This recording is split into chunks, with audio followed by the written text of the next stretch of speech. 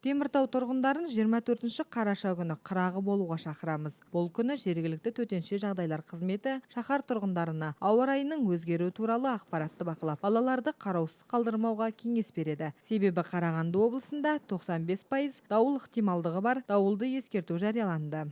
Хотелось бы обратиться к жителям города. Қала тұрғындарына сақтық шараларын сақтауға кеңес береміз. Ауа райы болжамын үнемі бақылап отырыңыздар. Балконда жел ұшырады деген жеңіл дүниелерді алып тастаңыздар.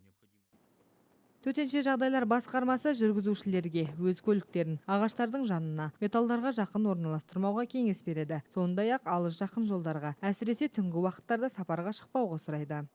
Тем, кто все-таки Егерде алыс жолға шығуға тура келсе, көлігіңізді жақсылап сайлап алыңыз. Ішінде қауіпті жағдай орын алса деген қажет дүниелерді салып алыңыз. Жарықшам міндетті түрде қажет. Қосымша азық-түлік те алып алыңыздар. Құтқарушылар бұл күні жол бойы толық көрінбеуі мүмкін деп отыр. Қатты бораған қардан бағыт жоғалту оңай болғандықтан алыс жерге жаяу бармаңыздар.